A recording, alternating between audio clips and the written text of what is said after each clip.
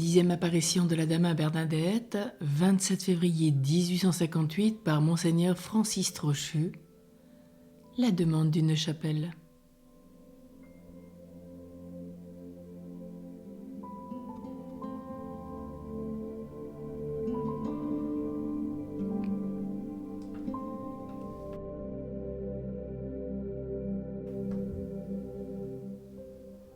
Samedi 27 février.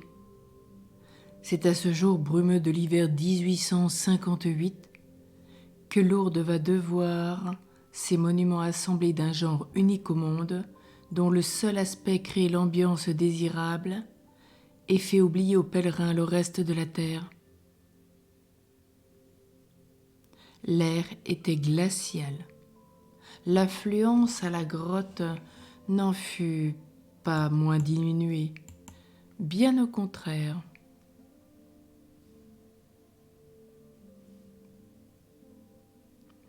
On était venus d'un peu partout aux alentours, même d'assez loin. Nous partîmes de Saint-Pé à 1h après minuit, à compter Jeanne Laborde Casus.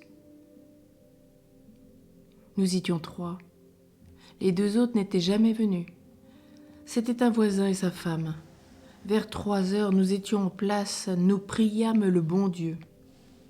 Vers le même instant survenait pour la première fois à Massabielle un personnage, le directeur futur de l'école primaire supérieure de Lourdes, M. Clarens.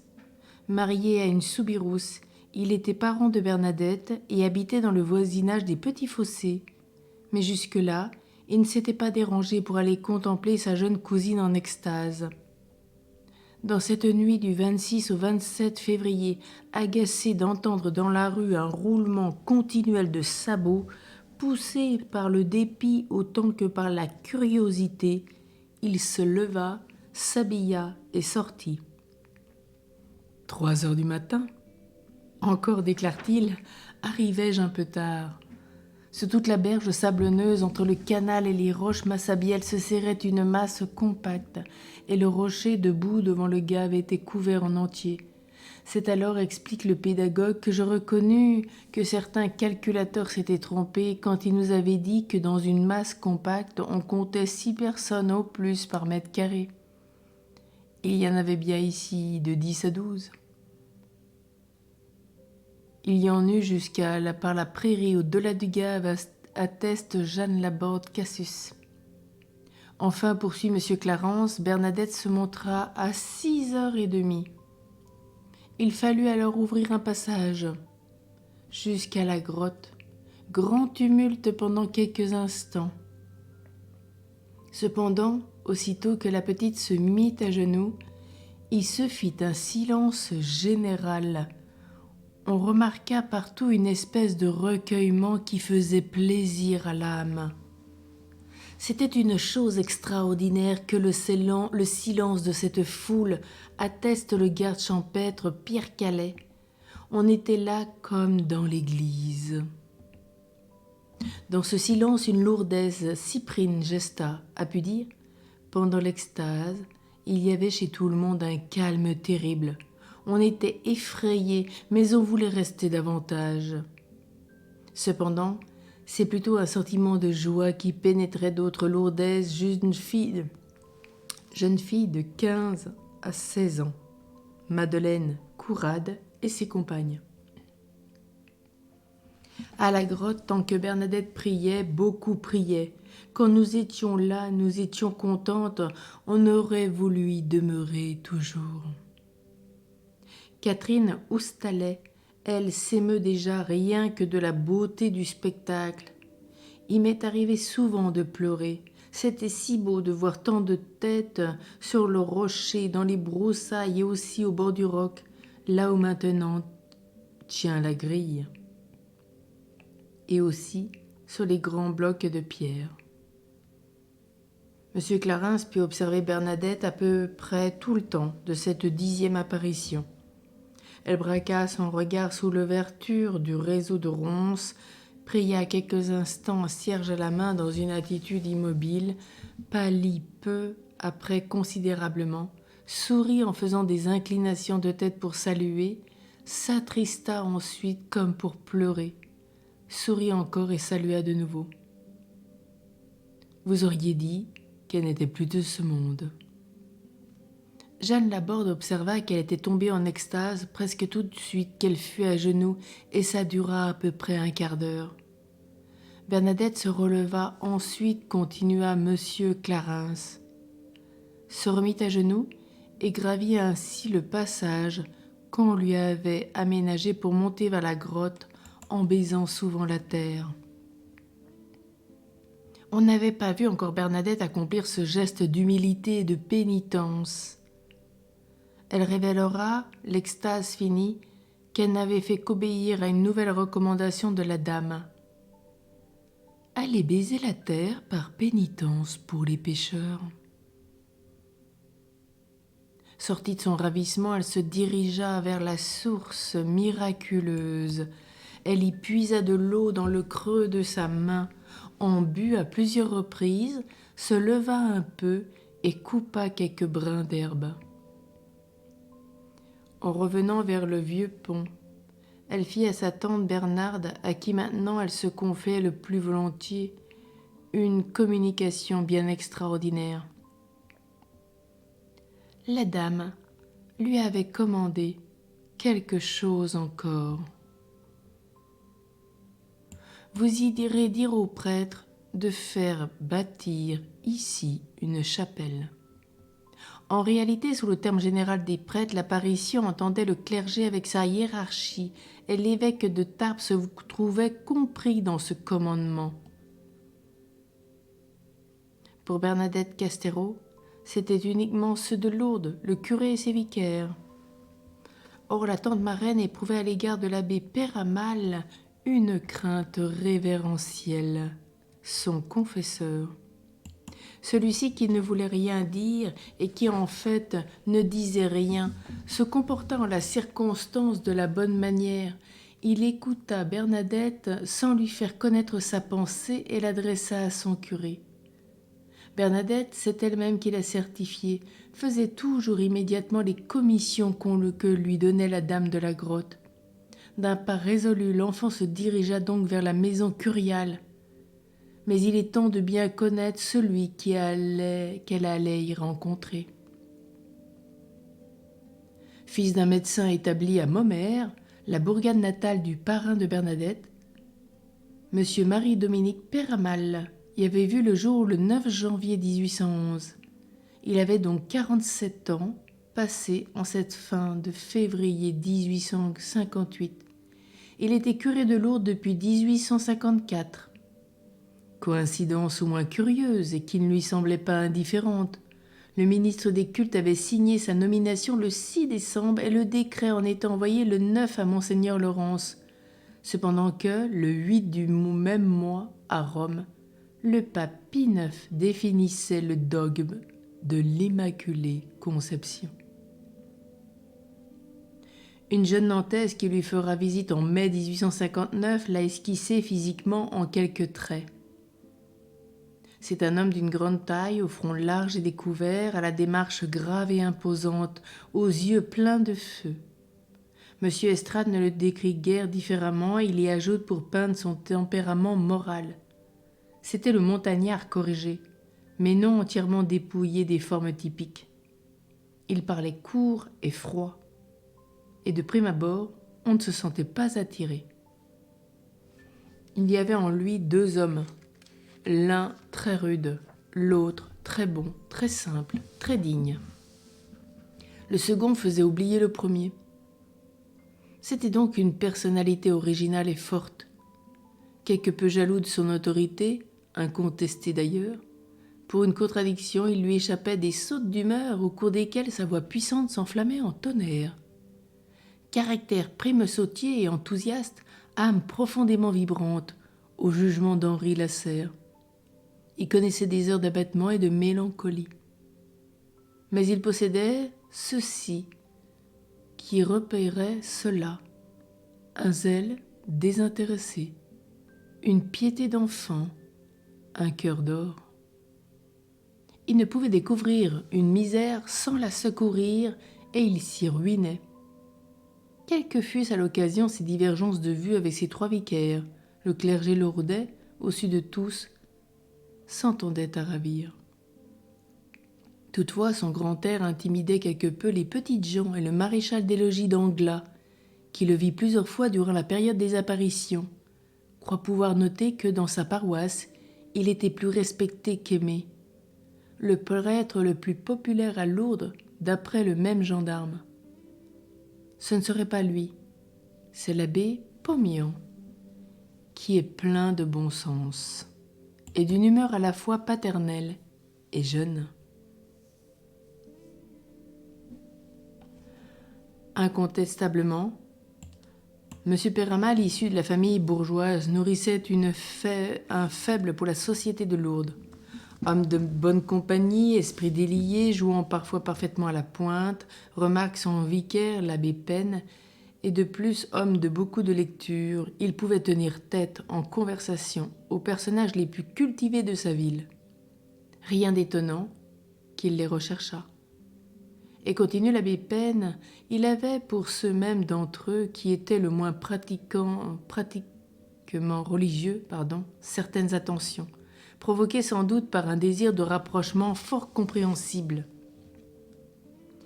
Le vicaire paraît voir moins juste quand il rattache l'opposition première de M. Peyramale au fait de Massabielle, à l'ambition secrète de se concilier ou de conserver les suffrages de ces messieurs. Certainement son attitude eut des motifs moins personnels. Quoi qu'il en soit, il avait défendu à ses vicaires de prendre la moindre part au fait de la grotte, même comme simple spectateur. Ainsi, par ses qualités et ses déficiences, l'abbé Peyramale se trouve être l'homme de la situation. Non seulement ses brusqueries, ses gonderies vont mettre en relief l'angélique douceur de sa jeune paroissienne. Ses doutes prudents à l'égard des apparitions, qui se transformeront en foi profonde, serviront la vérité en obligeant Bernadette à s'expliquer et à se défendre. Selon une judicieuse remarque de saint Grégoire le Grand, l'incrédulité de Thomas fut plus utile à notre foi que la foi des autres disciples. De même est-il permis d'avancer qu'un curé de Lourdes, d'un naturel bénin, prompt à se laisser convaincre, eût moins heureusement servi la cause de l'apparition que le rude et circonspect abbé Peyramale. Celui-ci, par son opposition plus enveloppée, il est vrai, que celle de la police et des magistrats, n'aura réussi qu'à faire éclater plus hautement la vérité. La veille même de ce jour, où, sans être attendue, Bernadette Soubirous vient à lui. Monsieur le curé de Lourdes s'était présenté à l'évêché de Tarbes. En tournée pastorale, Monseigneur Laurence avait séjourné une quinzaine, du vendredi 12 février au jeudi 25, sur la paroisse de Montléon, Magnoac, auprès du sanctuaire de Notre-Dame de Garaison. Il était là chez les missionnaires diocésains dont il était le propre fondateur.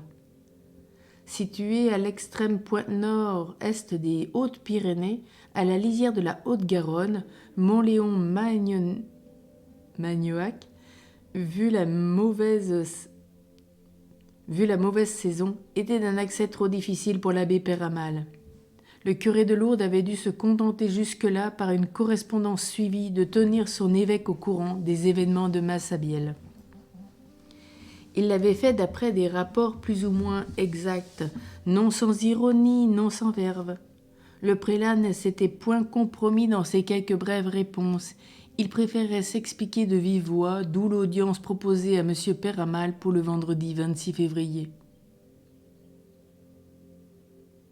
Après un résumé des faits, le curé exposa à son évêque son propre comportement et celui de ses vicaires, son attitude expectante, les calmes et les indulgentes négations de l'abbé Pomian, l'opposition résolue de l'abbé Serre, les réactions assez vives parfois du jeune abbé Pen.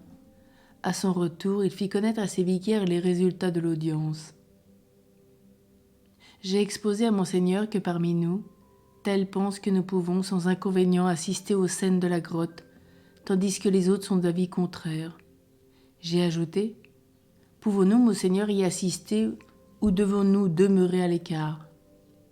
Monseigneur, après un moment de réflexion, m'a répondu « Allez-y ».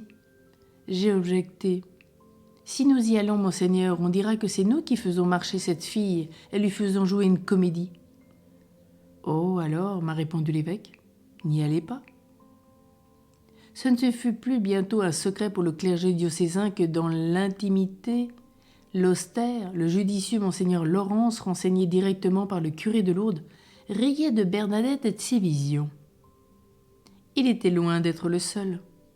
Un jeune prêtre, l'abbé Antoine Désirat, qui venait d'assister en personne le matin même à la 12e apparition, comme il saura compter bientôt, passant au petit séminaire de Saint-Pé, s'entretint de Massabielle avec plusieurs professeurs. Or tous se mirent à rire et à rire de sa crédulité. Rentrant le lendemain dans sa famille à Barbazan de Bas, il eut en route l'occasion de voir d'autres confrères. Je leur parlais, dit-il, de l'événement qui avait lieu à Lourdes. Tous accueillirent mes paroles par un sourire de pitié. Lourdes ne possédait pas, à proprement parler, de presbytère. L'abbé Peyramal y habitait, au titre de locataire, la maison Lavigne sur la route de Tarbes à Argelès. C'était une construction carrée, élevée d'un étage et d'aspect banal. Un jardin l'entourait, précédé d'une cour. Résolument, Bernadette en ouvrit la barrière, et presque aussitôt se trouva en présence de monsieur le curé. Celui-ci, bravant la froidure, récitait son bréviaire dans la cour. Au bruit du portail, raconte M. Estrade qui déclare toujours tenir ces détails directement de M.